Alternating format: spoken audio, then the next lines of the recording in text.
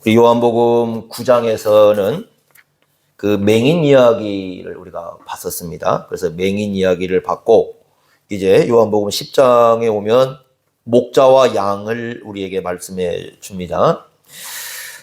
목자와 양은 사실 우리가 보기에는 쉬운 그런 상황은 아닌데, 중동 지방에 가면은 많이 볼 수 있는 그런 모습이죠.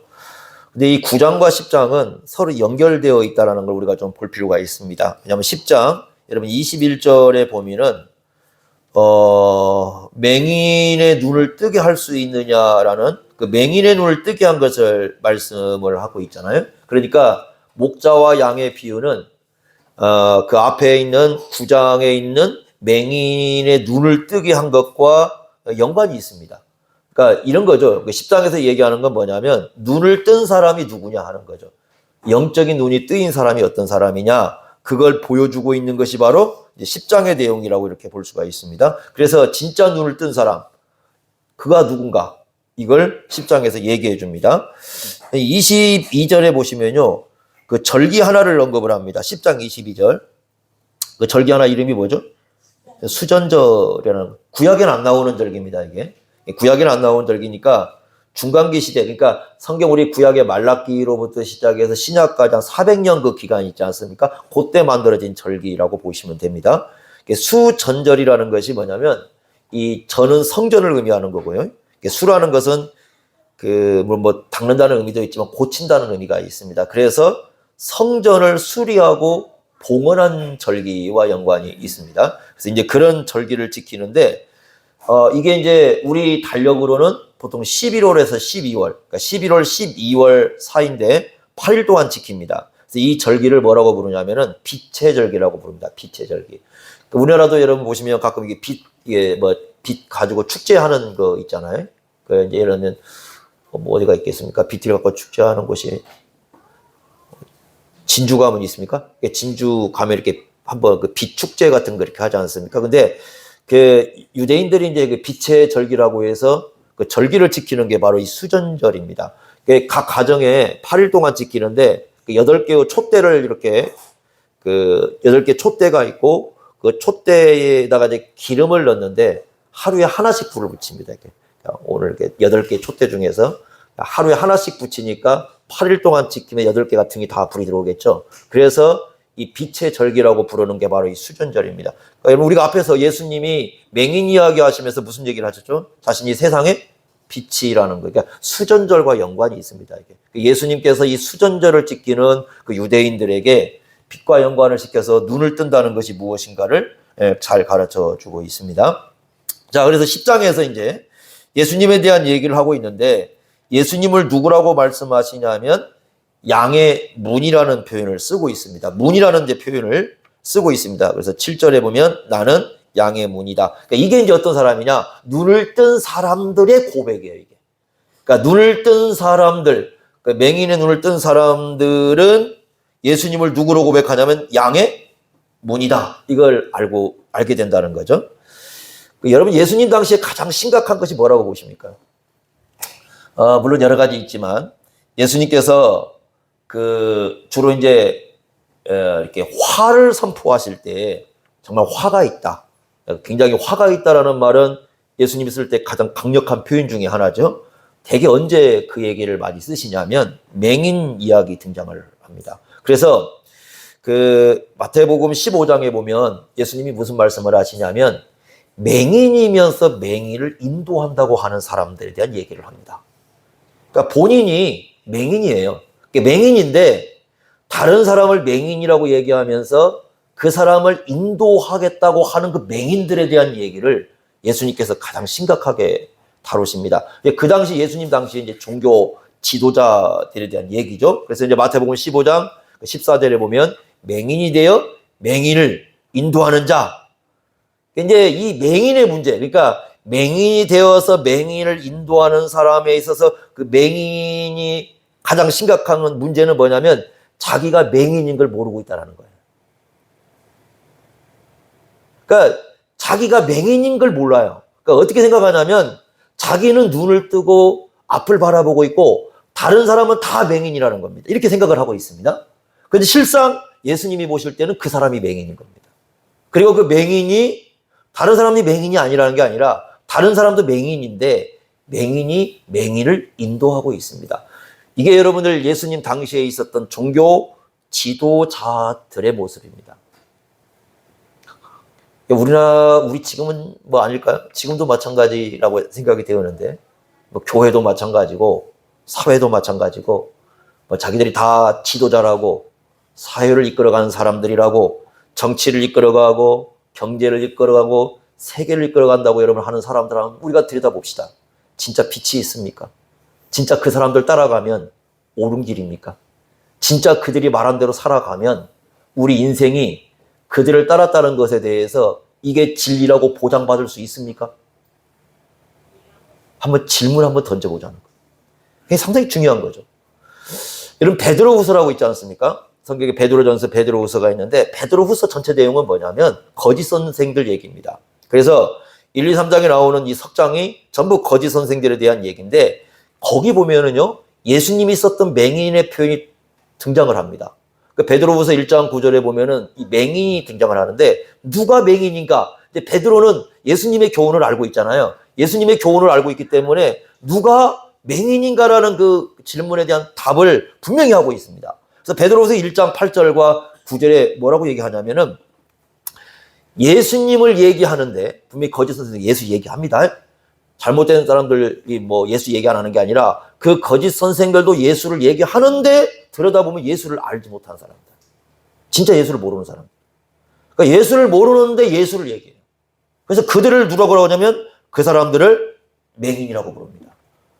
이런 맹인들이 교회 안에도 교회 밖에도 수두룩하다는 겁니다. 그게 바로 그 예수님께서 아주 중요하게 다루는 부분이다. 이렇게 볼 수 있습니다. 여러분 10장 1절 한번 보십시오. 이렇게 말씀했습니다. 표현을 한번 잘 보세요.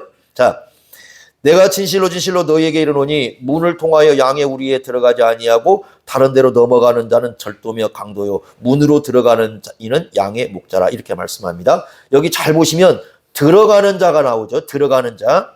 그 다음에 또 어떤 사람이 나옵니까? 넘어가는 자가 나옵니다. 자, 문을 놓고요. 둘을 쓰고 있습니다. 하나는 들어가는 자입니다.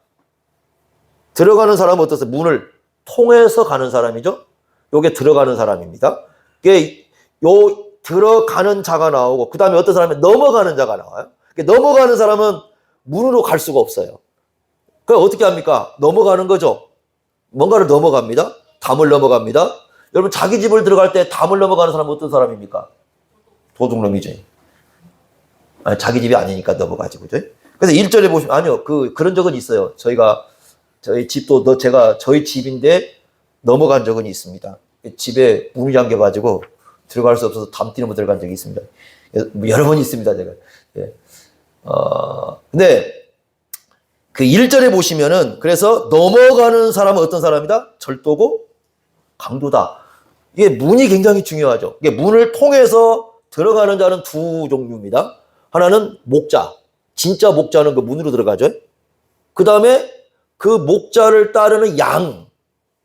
그러겠죠? 그 목자를 따르는 양도 문으로 들어갑니다.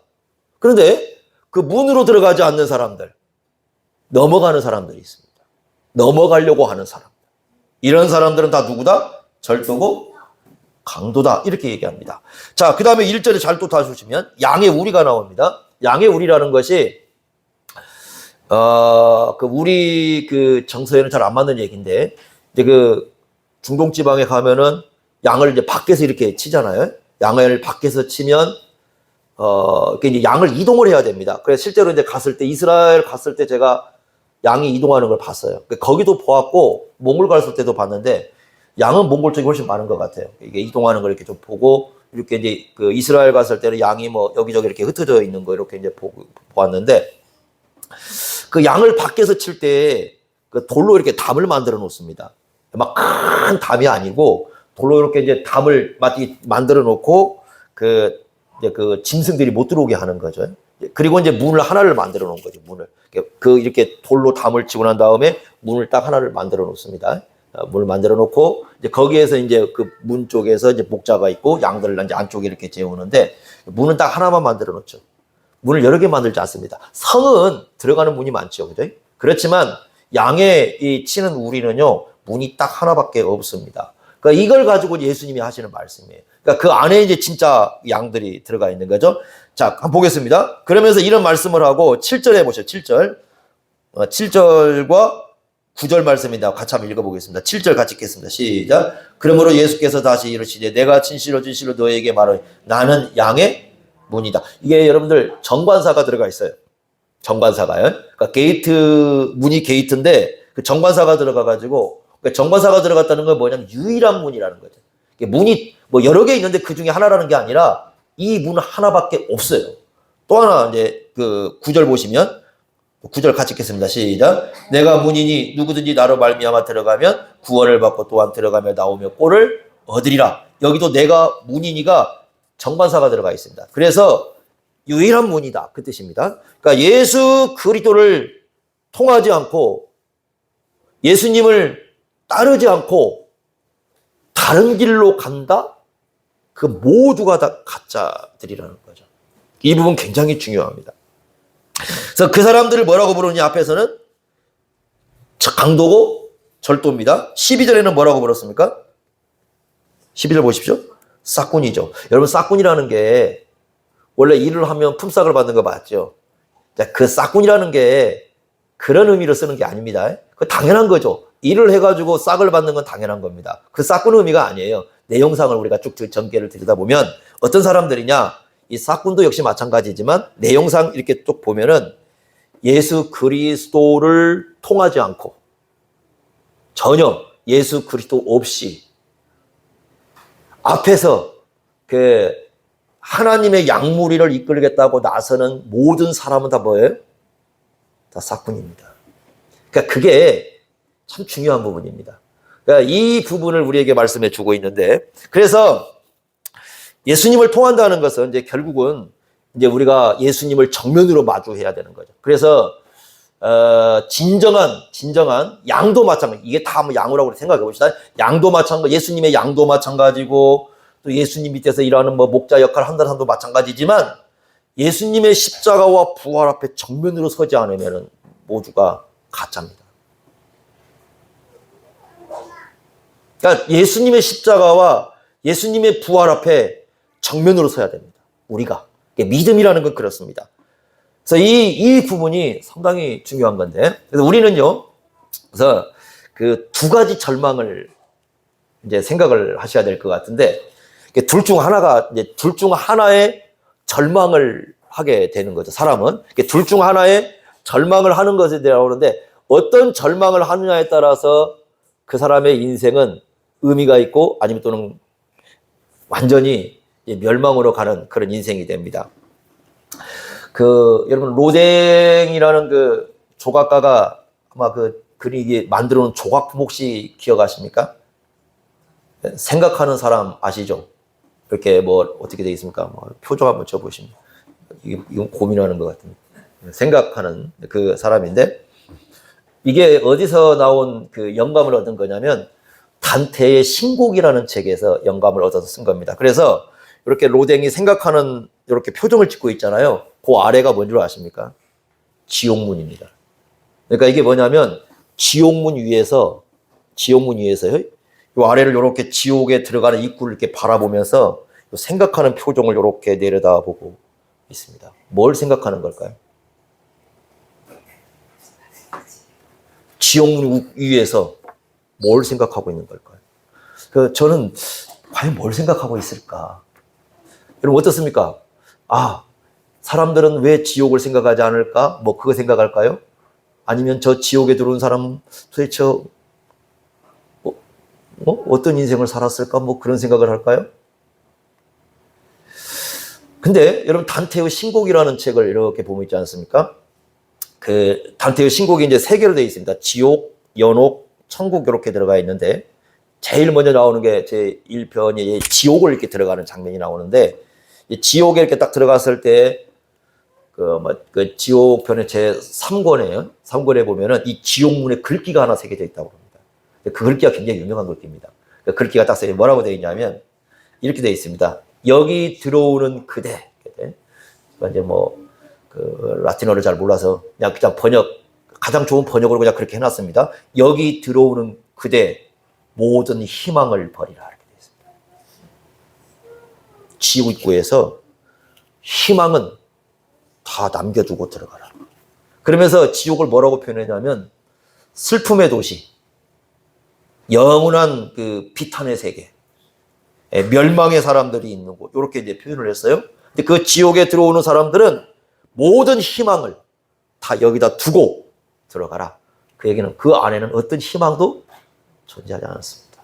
예수 안 믿고 죽으면서 다음에 만납시다. 예수 안 믿고 죽으면서 우리 다음에 행복하게 삽시다. 전부 거짓말입니다. 예수 안 믿고 죽으면서 어떻게 합시다? 이거 합시다. 내세에 뭐 합시다? 전부 거짓말입니다. 모든 희망은 다 버리고 와야 됩니다. 지옥은요, 그 속에 들어가서 어떤 희망과 소망을 가질 수 있는 곳이 아니에요. 처절한 슬픔과 처절한 비탄과 처절한 고통 속에서 영원히 나올 수 없는 곳이 그 지옥입니다. 그런데 그 지옥을 사람들이 줄을 서 있습니다. 그들을 바라보고 생각하는 사람은 어떤 생각을 할까요? 어떤 생각을 할까요? 그게 이제 아마 생각하는 사람의 그 생각, 어떤 그 내용을 그 안에 품고 있다고 이렇게 보여집니다. 그런데 또 하나, 여러분, 지옥에 들어간 사람은 절망할 수밖에 없습니다. 또 하나의 절망은 뭐냐면, 양의 문이라고 여기 부르고 있는 예수님이 나는 양의 문이라고 그 앞에서 절망을 해야 됩니다. 이게 정말 중요한, 이건 어떤 절망이냐면, 이건 이제 소망으로 가는 절망이에요. 그러니까 이런 거예요. 하나님 나라로 들어가는 사람들은, 하나님 나라에 들어가는 사람들은 모든 가능성을 버려야 됩니다. 그 말이 무슨 말이냐면은 예수 그리스도 외에, 양의 문이라고 불리는 예수 그리스도 외에 어떤 구원의 방법도 버려야 됩니다. 만약에 예수 그리스도 외에 다른 구원의 가능성이 있다고 생각한다면 그 사람은 진짜 예수 안 믿는 겁니다. 예수 모르는 거예요.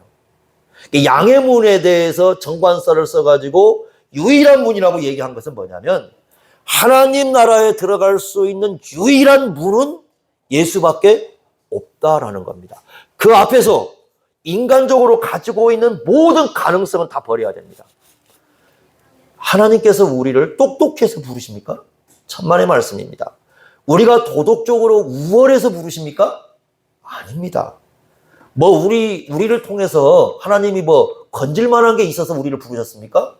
아닙니다. 자기가 건질 만한 사람인 것처럼 생각하는 사람은 착각입니다. 우리가 사랑받을 만한 게 있어서 우리를 사랑하셨는가? 절대 그렇지 않습니다. 오직 은혜라는 건 뭐냐면요. 오직 은혜라는 것은 구원에 있어서 우리 자신을 놓고 본다면 아무런 희망도 소망도 없다라는 뜻이에요. 그래서 은혜가 필요한 거예요. 그런데 어느 순간에 예수 믿고 나서 이후는요, 자기가 마치 뭔가 잘나가지고 자기들이 뭔가 대단해서, 여러분 이런 거죠. 주님께서 베드로를 선택했을 때 왜 선택하셨죠? 왜 선택하셨습니까? 책들에 보면 그래요. 베드로는 성실하게 어부했던 사람이다. 베드로는 이렇게 살았던 사람이다. 그래서 베드로를 선택했다. 베드로를 주님의 일꾼으로 맡겼다. 천만의 말씀입니다. 예수님께서 베드로를 통해서 건질 수 있는 건 아무것도 없어요. 왜 바울을 부르셨나요? 바울이 그 당시에 똑똑해서 유대교를 잘 알고 헬라를 잘 알고 이 바울을 선택해서 쓰면은 예수님을 위해서 이 사람이 많은 일을 할 것 같아서 불렀다고요? 천만의 말씀입니다. 예수님께서 바라보는 바울은요, 아무것도 건질 거 없습니다. 그렇게 생각하시면 안 됩니다. 그러니까 예수님의 제자들, 지금 누구든 어느 누구든지 우리에게 소망이 있고 희망이 있어서 우리를 부른 게 아닌 거예요. 그렇게 생각하면 예수님 제대로 안 믿는 겁니다. 예수를 믿고 난 이후에는 자기가 마치 뭔가 세상의 소망인 것처럼, 예수 믿고 난 이후에는 마치 자기가 세상에 뭔가 대단한 것처럼, 예수 믿고 난 이후에는 자기가 뭔가 세상에 희망을 주는 사람처럼 생각하는 것 착각입니다. 아무것도 아닙니다. 언제까지? 끝까지 아무것도 아닙니다. 그게 예수님 앞에서 절망하는 사람의 진짜 모습이에요. 그러니까 예수님을 양의 문이라고 정말로 고백하는 사람들은 바로 그와 같은 심령을 갖습니다. 그러니까 오직 그의 마음속에 누구만이 존재해야 됩니까? 예수 그리스도 외에는 존재하지 않아요. 구원에 있어서도 삶에 있어서도 모든 부분에서 예수 그리스도 외에는 더 이상 의미를 갖지 못하는 사람이 정말 예수님을 올바로 깨달고 눈을 뜬 사람이에요. 진짜 눈을 뜬 사람. 아직도 눈을 뜨지 않은 사람은 마치 자기가 문인 것처럼, 자기가 마치 그 문에 있어서 양을 어떻게 하는 것처럼 그렇게 생각을 합니다. 이것처럼 큰 착각은 없죠. 그것이 예수님이 하신 말씀입니다. 자, 그 다음에 예수님이 또 하신 말씀이 뭐예요? 또 양의 문이라고 하시고요. 또 하나 이제 또 말씀하시는데 11절 한번 보십시오. 예수님이 뭐라고 말씀합니까? 나는 선한 목자다. 14절 한번 보십시오. 14절에도 뭐라, 야, 나는 누구다? 선한 목자다.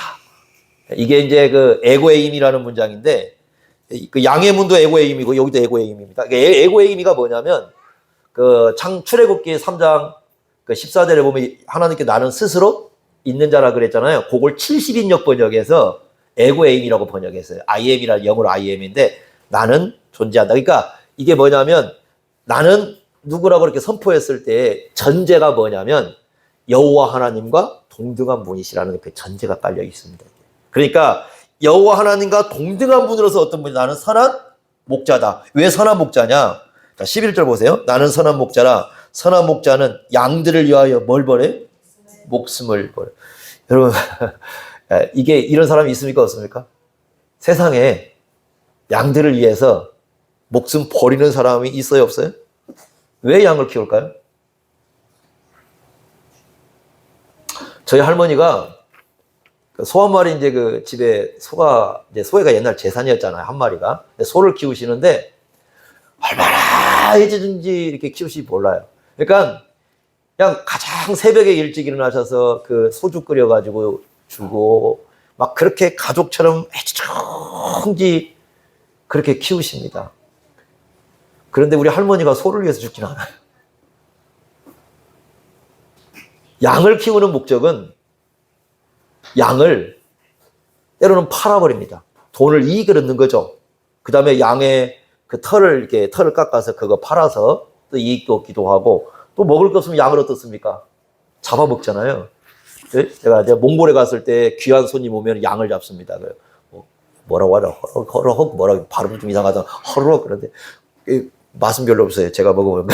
근데 양을 잡아가지고 잔치를 벌입니다. 잔치를 벌여서 다 모여가지고 이렇게 양을 먹습니다.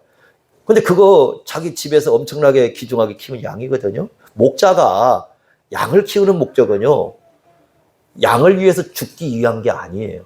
그냥 때로는 팔아서 경제적 이득을 얻고 이제 그렇게 해서 합니다. 그런데 여기 나와 있는 목자는 양을 위해서 어떻게 한다고요? 죽는다고요. 이런 목자는 없어요. 그러니까 이런 목자는 유일한 겁니다. 누구만이? 예수님만이. 왜 그렇게 했느냐? 10절 한번 보십시오. 10절 그렇게 한 이유가 나오죠? 같이 한번 읽어보시죠. 10절 읽겠습니다. 시작. 도둑이 오는 것은 도둑질하고 죽이고 멸망하는 것이요. 내가 온 것은 양으로 뭘 얻게 한 것이다? 생명을 주시려고. 그러니까 우리에게 생명을 주시려고 자기 생명을 어떻게 했습니까? 주는 겁니다. 9절에도 보시면요. 뭐라고 얘기합니까?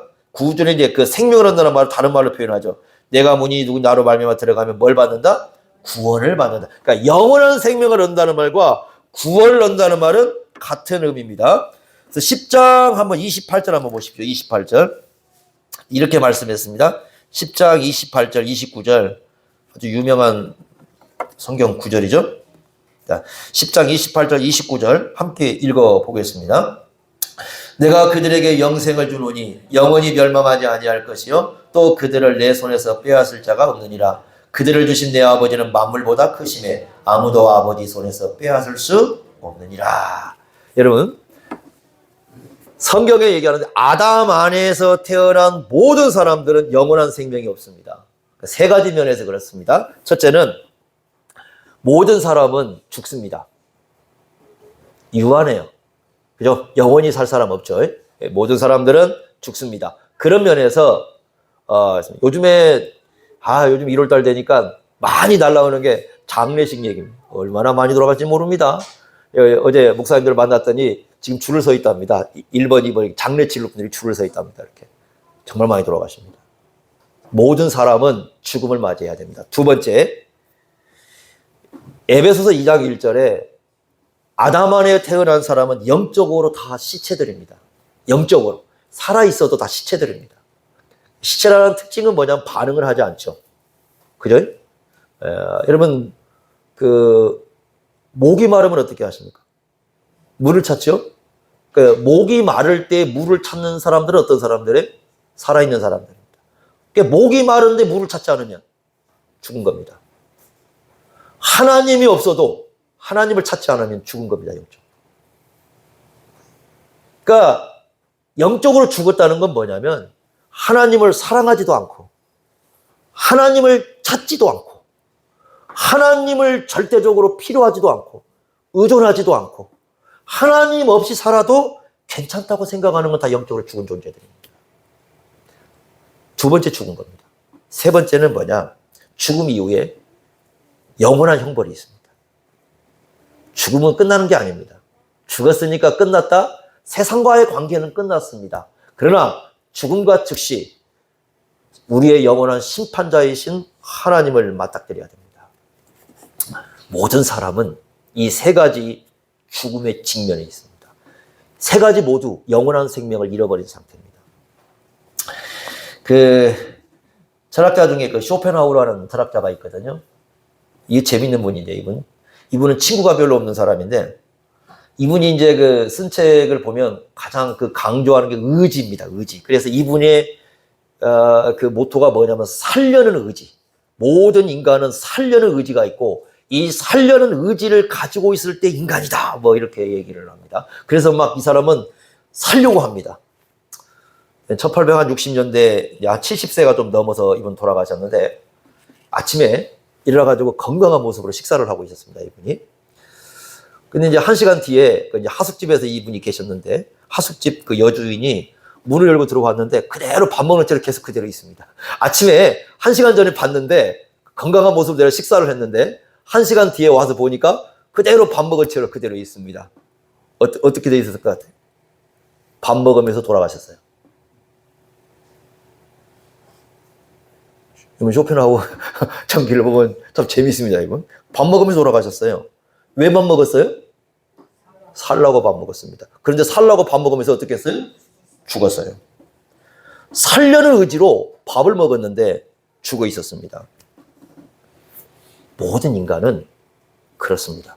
그러니까 모든 사람은 언제든지 어디서든지 이 죽음을 직면할 수밖에 없어요. 그건 현실입니다. 영적으로는 이미 예수 안 믿으면 죽어 있지만 우리 몸도 그렇습니다. 그리고 또 죽고 나면 영원한 형벌을 맞닥뜨려야 되는 것이 인생입니다.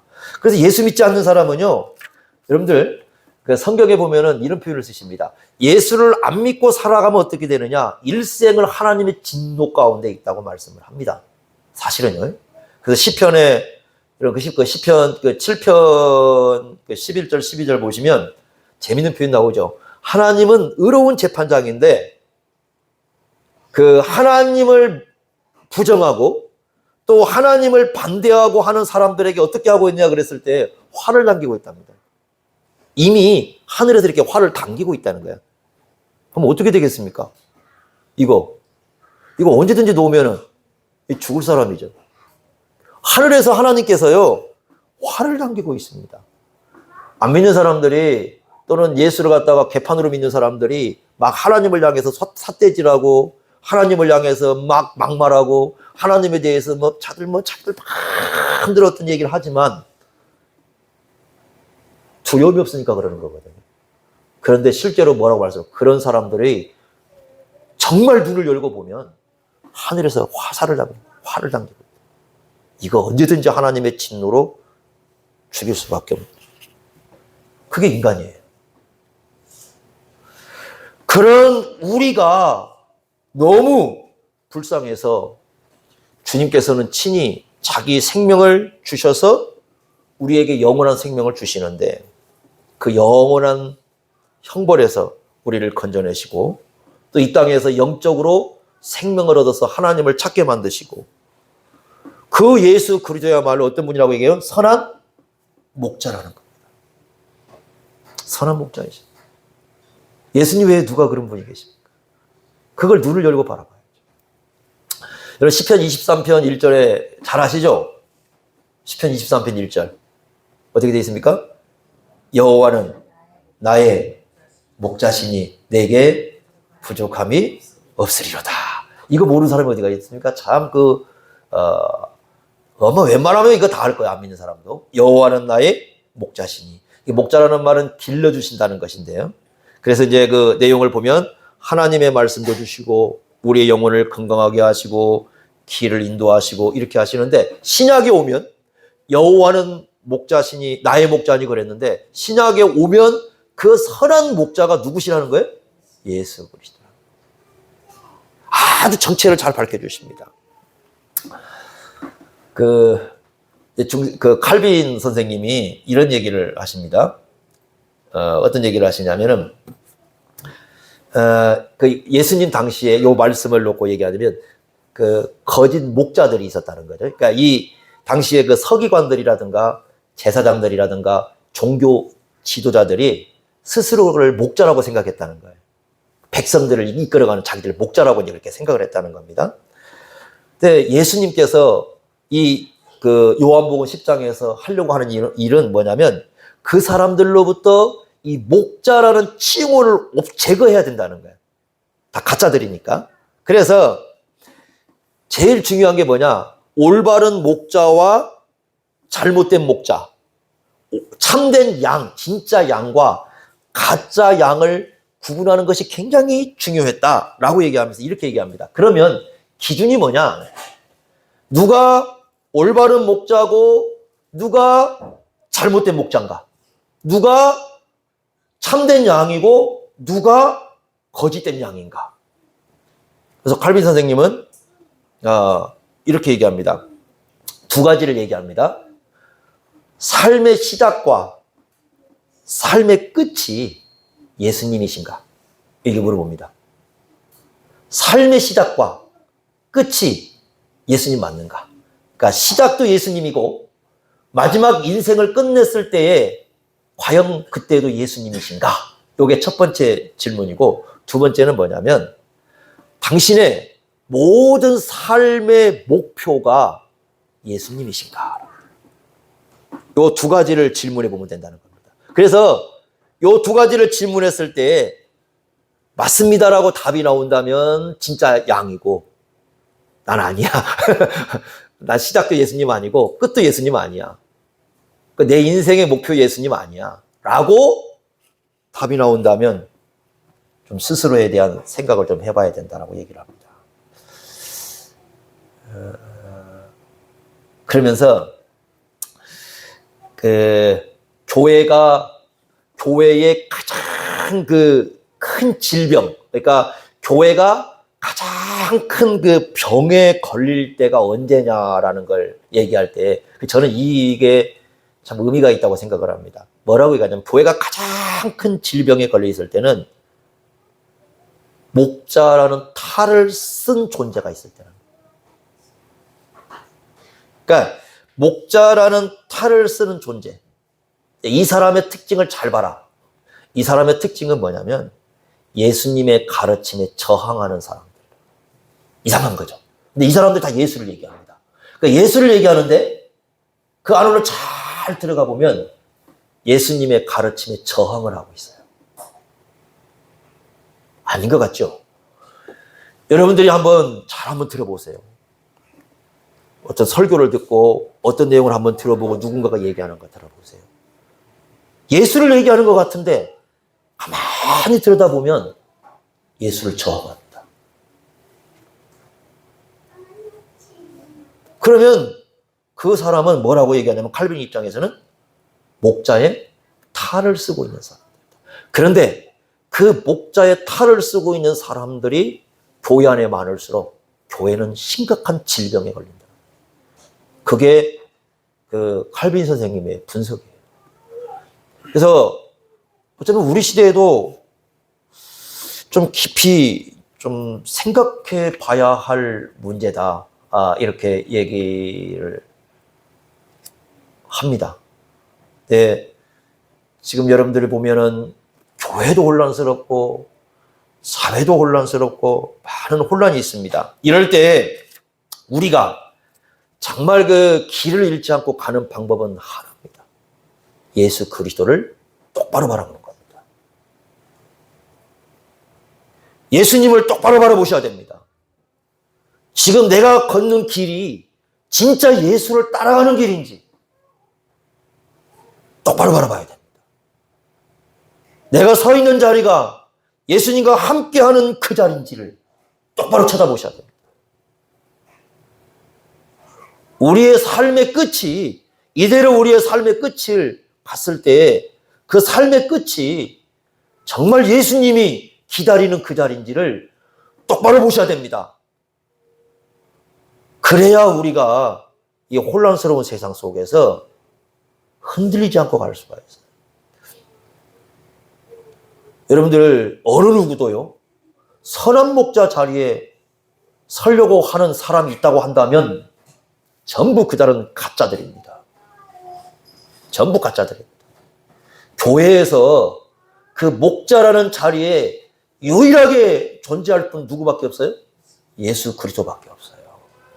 여러분 그걸 보셔야 됩니다. 그래서 예수님 외에 다른 것이 그 자리에 존재한다면, 그래서 예수님이 나의 선한 목자가 되셔서 내가 그분을 따르겠다 이게 아니라 다른 게 내 인생의 그 목자로서 그 안에 딱 예수님 자리에 딱 앉아 있다면 이건 전부 심각한 겁니다. 질병 걸린 거예요. 그래서 우리가요, 우리 항상 삶의 중심 속에, 교회의 중심 속에 예수님이 존재합니다. 이게 정말 중요한 거죠. 두세 명이 모여도 예수님이 계시다면 거기가 참된 교회라고 말씀을 하시는 거예요. 수천 명이 모여도 예수님이 안 계시는 교회가 아닙니다. 우리의 교회의 기준은요, 십자가가 걸려있다, 건물이 크다, 사람이 많이 모였다, 헌금이 많이 나온다, 세상이 인정한다, 그게 교회 기준이 아니고, 교회 진정한 기준은 누가 목자로 계시는 겁니까? 예수님이셔요. 예수님이 진짜 목자로 계시느냐, 그게 교회 기준이에요. 참된 교회 기준은 거기서 나오는 거예요. 그래서 예수님이 우리의 양의 문일 뿐만 아니라, 우리의 유일한 문일 뿐만 아니라 우리의 전 삶을 인도하는 누가 되시는 겁니까? 선한 목자로서 이끌어 가실 때, 이걸 진정으로 고백할 때 그게 바로 어떤 사람들이? 눈뜬 사람들이고, 그 사람들이 예수님이 말씀하시는 참된 양이라고 말씀을 합니다. 그러니까 양이 되는 게 중요해요. 진짜 양이 되는 것이. 그래서 예수님을 이런 목자로 모시고 살아가는 그런 공동체가 되어야 된다는 것, 여러분 잊지 마십시오. 항상 우리의 중심에는 여기가 있어야 됩니다. 이것을 잃어버리는 순간 교회는 빛을 잃어버립니다. 이것이 살아있다면 교회는 빛을 발휘하고 있는 겁니다. 예수 그리스도가 우리의 머리이시고 우리의 목자이시고 우리의 문이시고, 예수님이 우리의 신랑이시고 우리의 영원한 소망이시고 우리의 영생이라는 이 신앙 고백을 우리 속에서 분명히 하시면서 이 땅을 살아갈 수 있기를 바랍니다. 기도하겠습니다. 하나님 아버지, 우리 예수님이 어떤 분이신지를 가르쳐 주십니다. 우리의